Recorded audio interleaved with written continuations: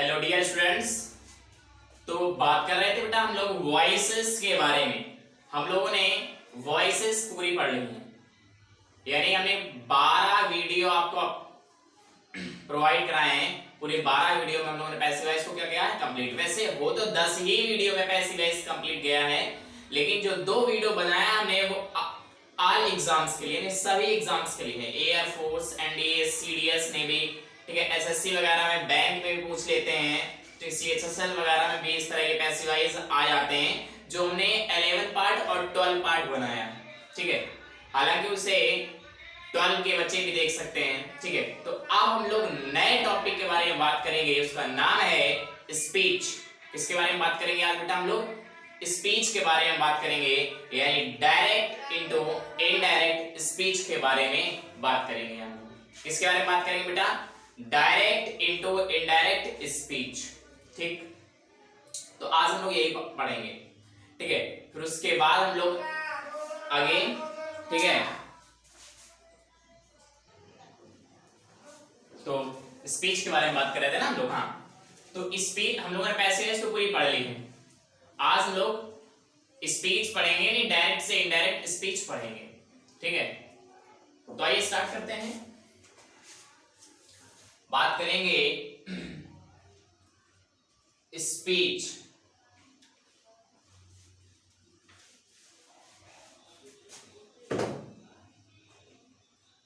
Speech के बारे में, ठीक।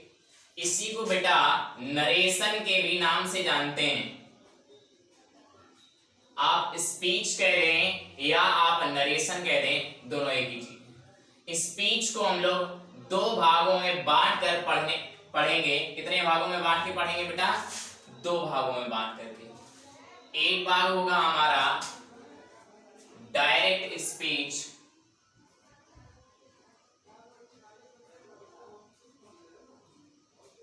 एक भाग है हमारा डायरेक्ट स्पीच, और एक भाग है हमारा इनडायरेक्ट स्पीच। यानी स्पीच पढ़ रहे हैं हम लोग, नरेशन पढ़ रहे हैं। स्पीच को हम लोग 2 भागों में बांट करके पढ़ेंगे। एक भाग है हमारा डायरेक्ट स्पीच, एक भाग है हमारा इनडायरेक्ट स्पीच। बात ये आ जाती है कि डायरेक्ट स्पीच माने होता है प्रत्यक्ष। डायरेक्ट स्पीच माने क्या होता है? प्रत्यक्ष। और स्पीच माने कथन, यानी प्रत्यक्ष कथन। और इनडायरेक्ट स्पीच माने होता है अप्रत्यक्ष कथन। प्रत्यक्ष कथन और अप्रत्यक्ष कथन। बात ये आ जाती है कि प्रत्यक्ष कथन क्या होता है सर, अप्रत्यक्ष कथन क्या होता है? हमें किसी बात को सामने वाले से कहना, हमें कोई बात राहुल से कहनी है, हमें कोई बात किससे कहनी है? राहुल से कहनी है। सीधे सीधे कह दिया, प्रत्यक्ष कथन है। हमें कोई बात राहुल से कहनी है, मोहन से कहा, मोहन ने राहुल को उस बात को पहुंचा दी, यानी हम आमने सामने नहीं थे। ये बात क्या हो गई? Indirect speech. यानी डायरेक्ट बात कह देना, किसी से डायरेक्ट कोई बात कह देना, डायरेक्ट घुमा फिरा के किसी के माध्यम से कहलवाना, इनडायरेक्ट स्पीच। क्लियर है यहाँ तक? डायरेक्ट स्पीच और इनडायरेक्ट स्पीच समझ में आ गया। प्रत्यक्ष कथन और अप्रत्यक्ष कथन आ गया, ठीक। डायरेक्ट स्पीच को इनडायरेक्ट स्पीच में बदलना और इनडायरेक्ट स्पीच को डायरेक्ट स्पीच में बदलना। इससे पहले डायरेक्ट स्पीच की डेफिनेशन देख लेते हैं और इनडायरेक्ट स्पीच की डेफिनेशन देख लेते हैं। ये डायरेक्ट स्पीच और इनडायरेक्ट स्पीच अच्छे से आ गया ना समझ में, ठीक। डेफिनेशन के माध्यम से समझ लेते हैं थोड़ा सा। डेफिनेशन के माध्यम से देख लो जरा, या ऐसे ही डेफिनेशन है, लिखो ऐसे ही देख लेते हैं बॉक्स बना के। Speaker's words are quoted। Speaker's words are quoted, ठीक। और indirect speech, speakers words are manipulated. Speakers words are manipulated. अब ये डेफिनेशन सर हमें समझ में नहीं आई, आपने क्या समझाना चाहा? तो हम समझा रहे हैं बेटा, क्या हम बताना चाह रहे हैं? हमने कहा स्पीकर्स वर्ड, स्पीक माने बोलना, तो स्पीकर माने बोलने वाला, यानी बात को बोलने वाला। वाक्य में कौन होता है? वक्ता, यानी जो वाक्य को जो बोलने वाला वक्ता होता है। स्पीकर के शब्दों को क्वेटेड, क्वेटेड माने होता है स्पीकर के जो शब्द होते हैं उनको एज इट इज उतार देते हैं। वक्ता जो बात कहता है उसे एज इट इज उतार देते हैं, उस बात में कोई परिवर्तन नहीं करते हैं। देख लेते हैं, जैसे लिखा है the son, sorry, the teacher said to the students, comma inverted comma, the sun rises in the east, last one full stop. Clear? The teacher said to the students, comma inverted comma, the sun rises in the east. यानी speaker ये है ना, speaker यही है। Speaker ने ये जो पूरी बात कही है, ये जो पूरी बात कही है, देखो इसमें कोई परिवर्तन किया गया है? इसमें कोई परिवर्तन, यहाँ कोई परिवर्तन है? इसने जो बात कही है, एज अध्यापक ने बच्चों जो बात कही है, जो चीज कहा है, उसको एज इट इज क्वेटेड कर लिया, एज इट इज उतार लेना। क्वेटेड माना होता है सेम तरीके से वैसे ही उतार लेना, यानी स्पीकर के शब्दों में कोई परिवर्तन नहीं करते हैं, उनको एज इट इज उतार लेते हैं। ठीक, स्पीकर्स वर्ड्स आर क्वेटेड, स्पीकर के शब्दों को आर क्वेटेड कर लेते हैं, सेम तरीके से उतार लेते हैं। जो बात बोली देखो वैसे सेम उतार ली, कोई परिवर्तन नहीं। अब ध्यान इसमें ये देना है कि speaker's words are manipulated, speakers के वर्ड्स यानी स्पीकर के शब्दों में स्पीकर जो शब्द बोलता है आर मैनिपुलेटेड, मैनिपुलेटेड माना होता है थोड़ा परिवर्तन करते हैं, हेरा फेरी करते हैं। स्पीकर के शब्द में क्या करते हैं? मैनिपुलेटेड करते हैं, परिवर्तन। तो ध्यान दे ले, परिवर्तन क्या है? The teacher said to told the students conjunction that the sun rises in the east, last full stop. देखो परिवर्तन किया है, said या said to told में बदल दिया, कंजंक्शन that लगा दिया। यदि ये यूनिवर्सल ट्रुथ ना होता, यूनिवर्सल टेंस ना होता, तो हम टेंस को भी क्या कर देते? बदल देते। यानी स्पीकर के वर्ड्स शब्दों में मैनिपुलेटेड होता है, परिवर्तन होता है, थोड़ा सा बदलाव आता है। क्लियर? यहां तक क्लियर है ना? डायरेक्ट स्पीच में स्पीकर्स वर्ड्स आर क्वेटेड, स्पीकर के शब्दों में कोई परिवर्तन नहीं होता है, जैसा जो टीचर ने कहा एज इट इज उतार दिया। Speaker's words are manipulated, speaker के वर्ड्स शब्दों में मैनिपुलेटेड होता है, यानी हेराफेरी होती है, बदलाव होता है, थोड़ा सा चेंजमेंट होता है, चेंजमेंट आपको देखने को मिल रहा। यहां तक क्लियर हो गया कि नहीं क्लियर है? क्लियर है, आगे चलना है। ठीक है, अब डायरेक्ट स्पीच को इनडायरेक्ट स्पीच में बदलना और इनडायरेक्ट स्पीच को डायरेक्ट स्पीच में बदलना, डायरेक्ट स्पीच को इनडायरेक्ट स्पीच में बदलना आपने पढ़ा, इनडायरेक्ट स्पीच को डायरेक्ट स्पीच में बदलना नहीं पढ़ा। तो बता देंगे हम अंत में ये भी, डायरेक्ट स्पीच को इनडायरेक्ट स्पीच में बदलना और इनडायरेक्ट स्पीच को डायरेक्ट स्पीच में बदलना, इस बदलाव, इस परिवर्तन को हम लोग ट्रांसफॉर्मेशन के नाम से जानते हैं। किस नाम से जानते हैं? ट्रांसफॉर्मेशन के नाम से जानते हैं। डायरेक्ट स्पीच को इनडायरेक्ट स्पीच में बदलना और इनडायरेक्ट स्पीच को डायरेक्ट स्पीच में बदलना, इस बदलाव, इस परिवर्तन, इस चेंजमेंट को हम लोग जानते हैं ट्रांसफॉर्मेशन के नाम से। ट्रांसफॉर्मेशन माने रूपांतरण। क्या होता है बेटा? ट्रांसफॉर्मेशन माने रूपांतरण। रूपांतरण शब्द बना कैसे है? रूप प्लस अंतर इज इक्वल टू रूपांतरण। रूप प्लस अंतर इज इक्वल टू रूपांतरण, यानी रूप में अंतर होगा लेकिन अर्थ में कोई अंतर नहीं होगा, उसे ही क्या कहते हैं? ट्रांसफॉर्मेशन। ट्रांसफॉर्मेशन की डेफिनेशन देखें तो बनेगी कि change in the structure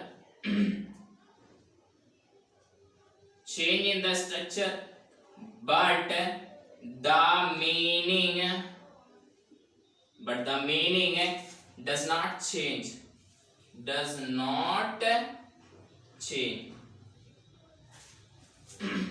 change in the structure but the meaning does not change. Change in the structure, structure में परिवर्तन होता है, स्ट्रक्चर यानी ढांचा रूप में परिवर्तन होता है, बट द मीनिंग यानी अर्थ में कोई परिवर्तन नहीं होता है। यहाँ तक क्लियर चल रहा है ना? ठीक, अब आगे देखते हैं।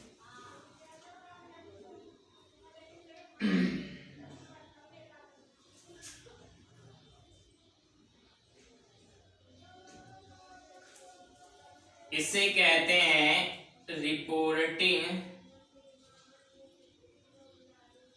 Reporting verb. क्या कहते हैं?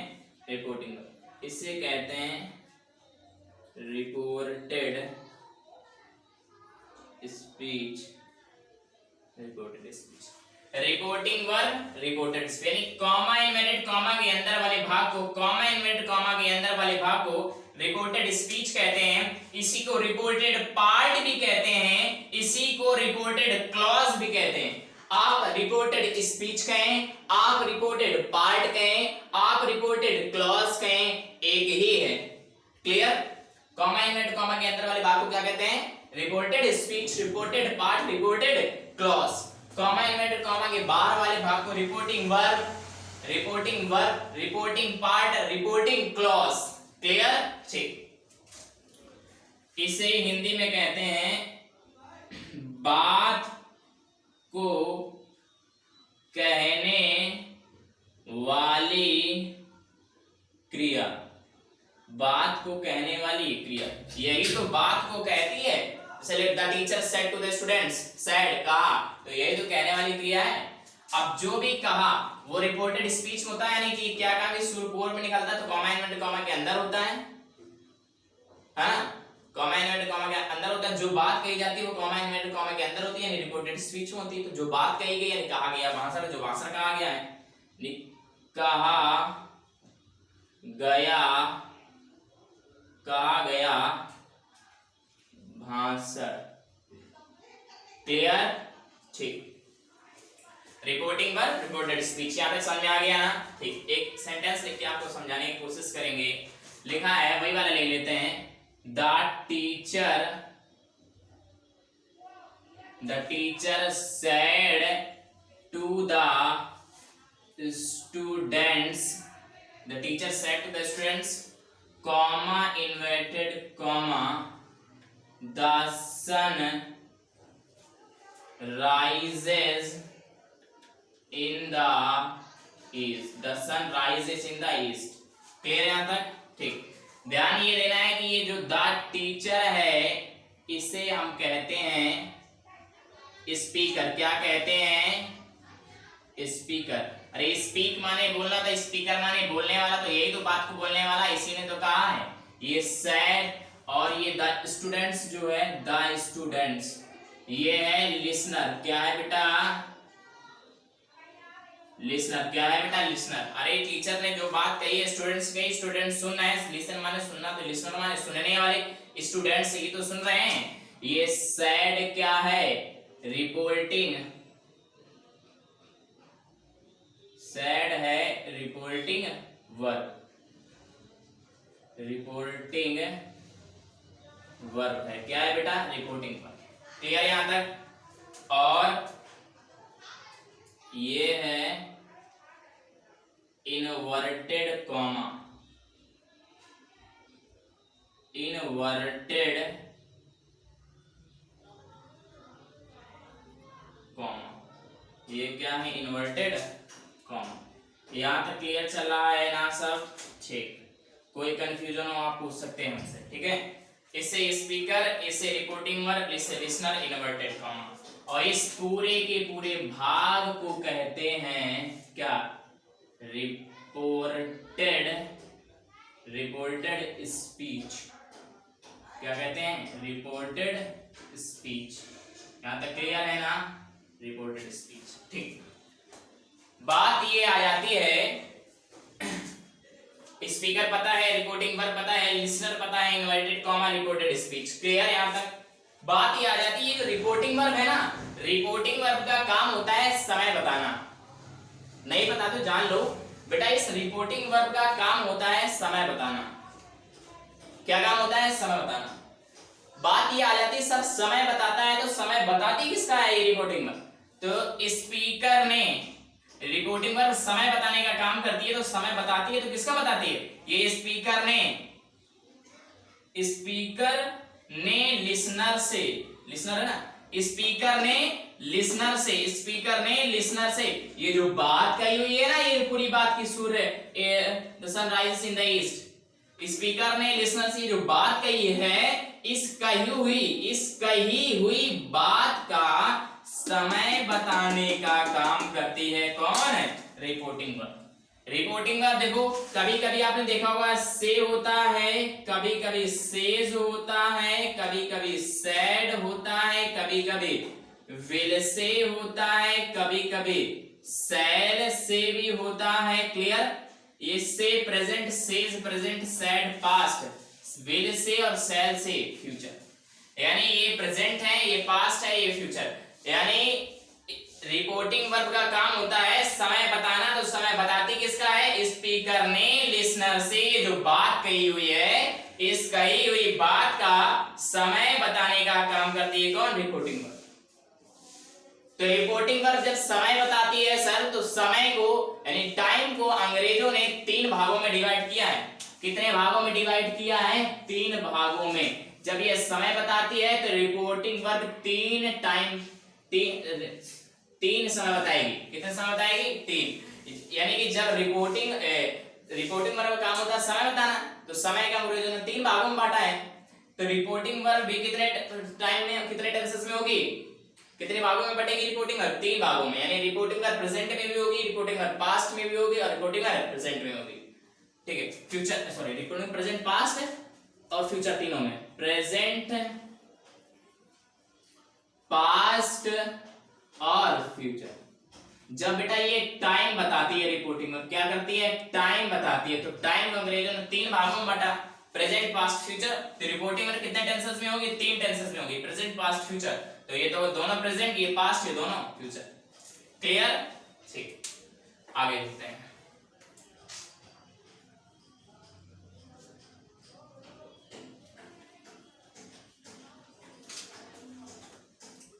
हाँ, आगे ध्यान दें।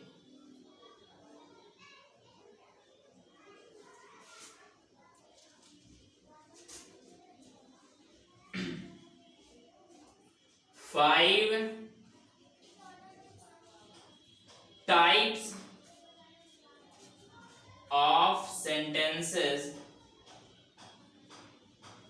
5 types of sentences are changed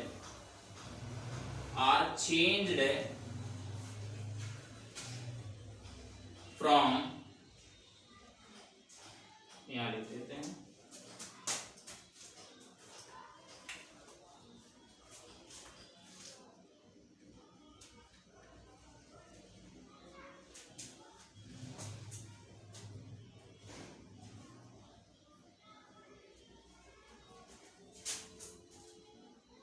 from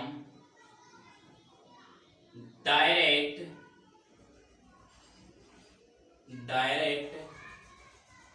into indirect speech. 5 types of sentences are converted from direct into indirect speech, या 5 types of sentences are changed from direct into indirect speech. Clear? यानी 5 प्रकार के वाक्यों को डायरेक्ट से indirect में बदला जाता है। 5 प्रकार के वाक्यों को डायरेक्ट से इनडायरेक्ट में बदला जाता है, परिवर्तित किया जाता है। ठीक है? फर्स्ट है assertive sentence. Number 2 interrogative sentence.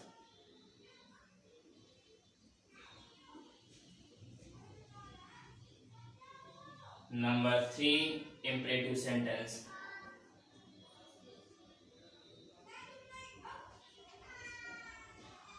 Number 4 exclamative sentence.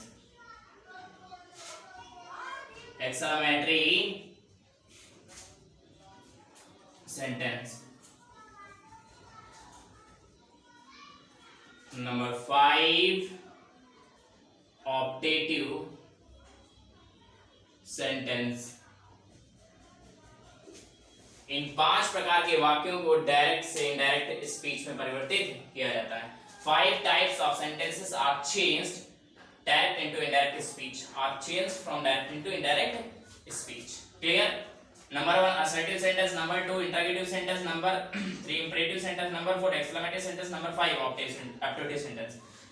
यानी इन 5 प्रकार के वाक्यों को डायरेक्ट से इनडायरेक्ट में परिवर्तित किया जाता है। असर्टिव माने साधारण वाक्य, ठीक। इंटरोगेटिव प्रश्नवाचक वाक्य, क्लियर। इंपरेटिव आज्ञा सूचक बोले या आदेशात्मक बोले, आज्ञा सूचक वाक्य, ठीक। एक्सक्लेमेटरी विस्मयादि बोधक वाक्य, विस्मयादि बोधक वाक्य, विस्मयादि बोधक वाक्य, क्लियर है ना। ऑप्टेटिव माने होता है इच्छा सूचक वाक्य, इच्छा सूचक वाक्य, ठीक है। फटाक से यहां तक स्क्रीन शॉट ले, फिर आगे चलते हैं।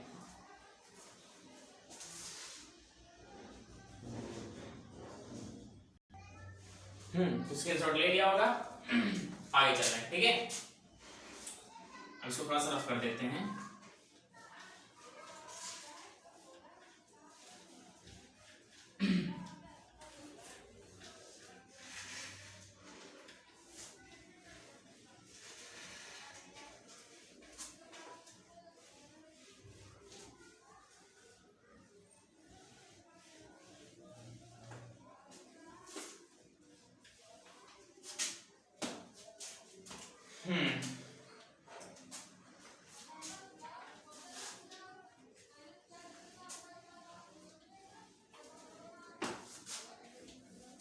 चार पॉइंट, तो पहले तो 4 पॉइंट लिख लें। Number 1 reporting verb, number 2 conjunction, number 3 person, number 4 tense. अगर ये 4 पॉइंट आपको याद हो गए हैं तो पूरा डायरेक्ट से इनडायरेक्ट स्पीच आपको आ जाएगा, कहीं भी कंफ्यूजन नहीं होगा। केवल 4 पॉइंट आने चाहिए। अब बात हम नीचे से करेंगे। नंबर 1 टेंस बात करेंगे, फिर पर्सन, फिर कंजंक्शन, फिर रिपोर्टिंग। क्लियर? फर्स्ट पॉइंट है change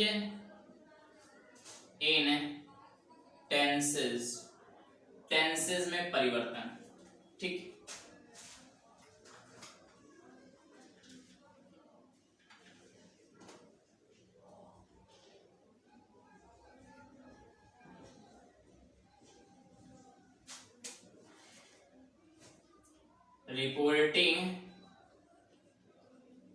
reporting verb, reported speech,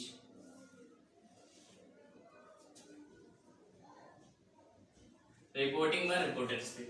यदि रिपोर्टिंग वर्ब आपको पता है कॉमा इनवर्टेड कॉमा के बाहर वाले भाग को कहते हैं। रिपोर्टिंग वर्ब आपको पता है कॉमा इनवर्टेड कॉमा के बाहर वाले भाग को कहते हैं। यदि रिपोर्टिंग वर्ब प्रेजेंट टेंस में हो, किसमें हो? प्रेजेंट टेंस में हो या फ्यूचर टेंस में हो। यदि रिपोर्टिंग वर्ब प्रेजेंट टेंस में हो या फ्यूचर टेंस में हो, प्रेजेंट आपको पता है से दिया होगा, सेज दिया होगा, फ्यूचर विल से, शैल से। यदि reporting verb comma inverted comma के बाहर वाले भाग को रिपोर्टिंग वर्ब कह रहा है, यदि रिपोर्टिंग वर्ब प्रेजेंट टेंस में या फ्यूचर टेंस में, तो जो रिपोर्टेड स्पीच का टेंस है ना, tense do not change, do not change, tense change नहीं करते हैं। यदि रिपोर्टिंग वर्ब प्रेजेंट में है या फ्यूचर टेंस में, तो रिपोर्टेड स्पीच के टेंस को डू नॉट चेंज, टेंस नहीं चेंज करते, परिवर्तन पर्सन चेंज करेंगे। टेंस डू नॉट चेंज बोला हमने, पर्सन चेंज करेंगे, टेंस चेंज नहीं करेंगे, ठीक है। यदि रिपोर्टिंग वर्ब पास्ट टेंस में, किसमें बेटा, पास्ट टेंस में, तो टेंस चेंज, टेंस क्या होगा बेटा, चेंज होगा, एंड टेंस में परिवर्तन होगा। Tense do not change, tense change, यानी यदि रिपोर्टिंग में प्रेजेंट में है, फ्यूचर में है, तो टेंस डू नॉट चेंज, ठीक।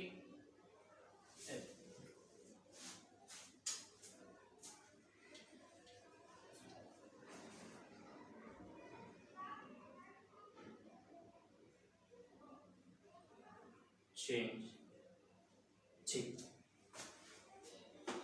यदि रिपोर्टिंग और प्रेजेंट में है या फ्यूचर टेंस में, यदि रिपोर्टिंग और किसमें है बेटा, प्रेजेंट टेंस में या फ्यूचर टेंस में है, तो टेंस डज नॉट चेंज, यानी टेंस में परिवर्तन नहीं करते हैं। यदि रिपोर्टिंग और पास्ट टेंस में है, तो टेंस चेंज, यानी टेंस में परिवर्तन करते हैं।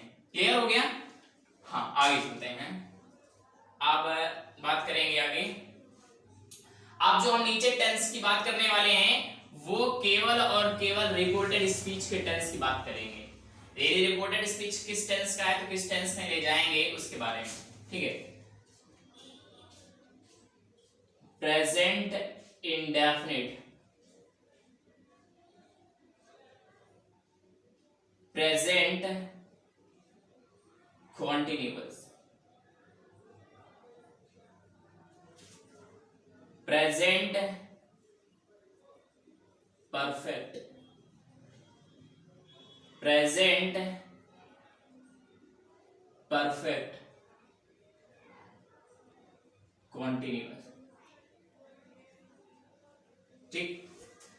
ये जो बात कर रहे हैं टेंस, ये रिपोर्टेड स्पीच के टेंस की बात कर रहे हैं कि रिपोर्टिंग वर्ब पास्ट टेंस में होता है, टेंस चेंज करते हैं, टेंस बदलते हैं, तो टेंस बदलेंगे तो बदलेंगे किसमें, तो प्रेजेंट का जाता है बेटा पास्ट इंडेफिनिट, प्रेजेंट का किसमें जाता है, पास्ट इंडेफिनिट में, present indefinite, past indefinite, present continuous, past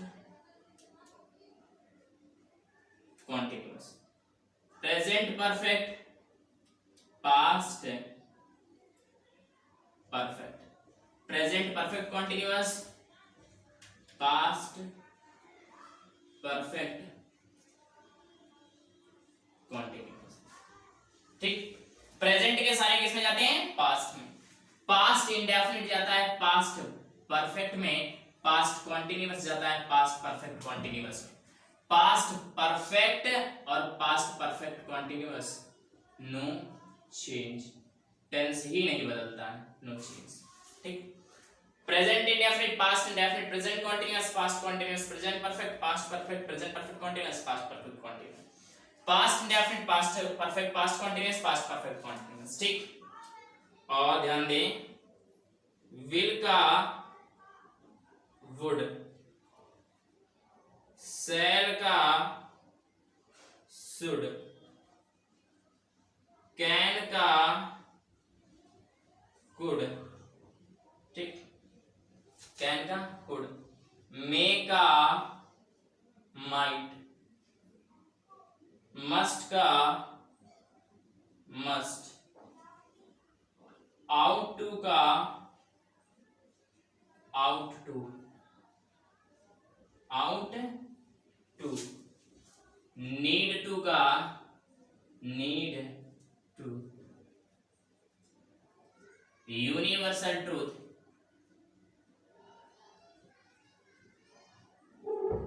universal truth no change, clear, no change. Will का वुड, सेल का सूट, कैन का गुड, मे का माइट, मस्ट का must, ought to need to, universal truth no change. Clear है? हमने tense के बारे में तो पूरी बात कर ली, टेंस के बारे में पूरी क्या कर लिया, हमने डिस्कस कर लिया। अब हम बात करेंगे, दूसरा पॉइंट है पर्सन, तो फटाक से स्क्रीनशॉट लें, फिर आगे चलते हैं।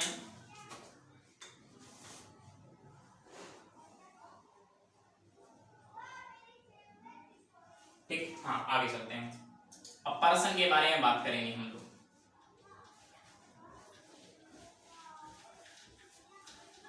पर्सन के लिए एक पर्सनल प्रोनाउन का चार्ट होता है, जरा ध्यान दें उस पे। चेंज इन पर्सन्स, या पर्सन ले तो पर्सन में परिवर्तन, एक पर्सनल प्रोनाउन का चार्ट होता है। चलो ऐसे बना देते हैं सीधे, पर्सन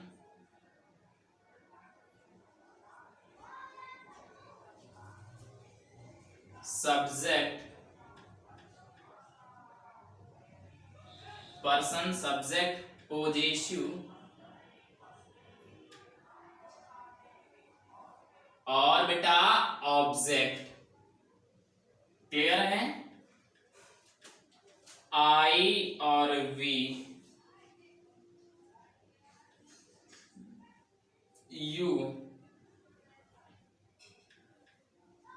ही, सी, इट और दे, एनी नेम भी थर्ड पर्सन में ही आता है। क्लियर? ये होता है फर्स्ट पर्सन, ये दोनों फर्स्ट पर्सन है, ये सेकंड पर्सन है और ये पूरे पूरे क्या है, थर्ड पर्सन। आई, माई और me, we, our, us, you, your, you, he, his, him, she, her, her, it, its और इट, दे, डियर और देम।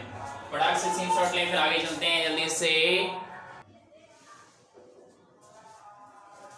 तो फर्स्ट पर्सन आई और we, second person you, third person he, she, it, they, any name. I, my, we, our, us, you, your, you, he, his, him, she, her, her, it, its, it, they, their, them. इस तरह से चलता है। याद clear हो गया? ठीक। एक स्ट्रक्चर ध्यान दे रहे हैं, सन बटे 1 2 3 यानी कि 123, सन बटे 123।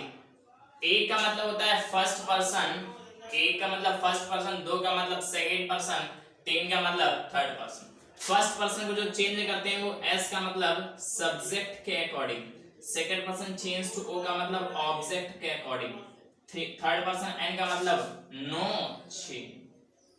क्लियर यहां तक?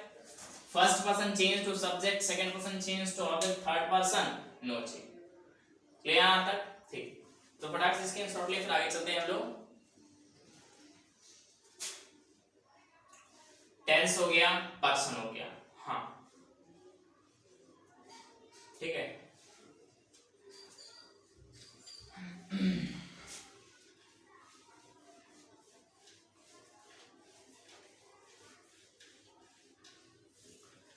तो 5 प्रकार के वाक्यों को डायरेक्ट से इनडायरेक्ट में परिवर्तित किया जा रहा था। Number 1 assertive sentence, number 2 interrogative sentence, number 3 imperative sentence, number 4 exclamative, number 5 optative sentence.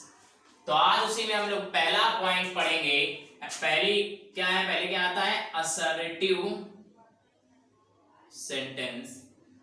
पहले क्या आता है, असर्टिव सेंटेंस, यानी कि साधारण वाक्य, साधारण वाक्य। क्लियर?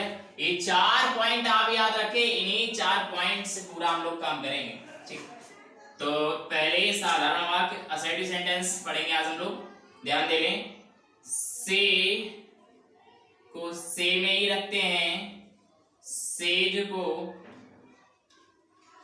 सेज में ही रखते हैं, सैड को सैड में ही रखते हैं, से टू को बेटा टेल में चेंज कर देते हैं, सेज टू को बेटा टेल्स में चेंज कर देते हैं, और सैड टू को बेटा टोल्ड में चेंज कर देते हैं। क्लियर है? बात ये आ जाती है कि से को से में, सेज को सेज में, सैड को सैड में ही रखते हैं, बाकी इनको चेंज कर देते हैं। तो कह देना सर ये सिंगल, ये हमेशा हमेशा अपने साथ सिंगल ऑब्जेक्ट लेकर चलती हैं। ये जो वर्ब है ये हमेशा अपने साथ कैसा ऑब्जेक्ट लेके चलती है, सिंगल ऑब्जेक्ट, यानी ये अकेले अकेले एक ऑब्जेक्ट लेके आती है। जैसे राम से, मोहन सेज, राहुल सेड, दूसरा आगे टू लगकर कोई ऑब्जेक्ट है नहीं होता है। और ये अपने साथ डबल ऑब्जेक्ट लेकर चलती हैं। Rahul says to me, Rahul tell me, Rahul tells me, Rahul told me, ठीक।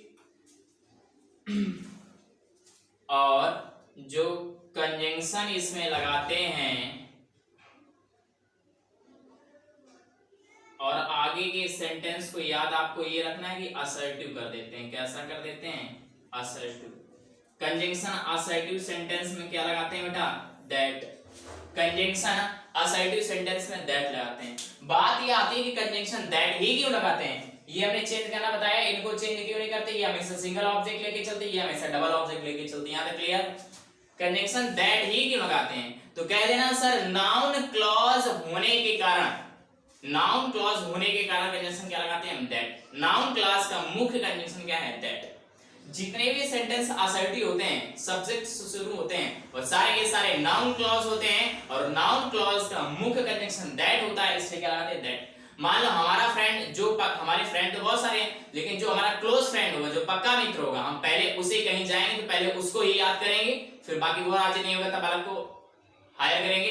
तो ये नाउन क्लॉज का मुख्य कंजंक्शन है, इसलिए पहले इसी को मतलब यही, इसलिए इस कंजंक्शन क्या लगाते हैं? दैट। ठीक है, इसलिए क्या लगाते हैं कंजंक्शन? दैट। तो आज की क्लास हम लोग यहीं तक रखेंगे, बाकी लोग मिलेंगे नेक्स्ट क्लास में। ये सारी चीजें दैट क्यों लगाते हैं, ये चेंज क्यों करते हैं, ये सबने बता दिया है। कल की क्लास में केवल हम लोग असर्टिव सेंटेंस को डायरेक्ट से इनडायरेक्ट में परिवर्तित करना सीखेंगे। तो thank you for watching this video and take care. Good bye everyone.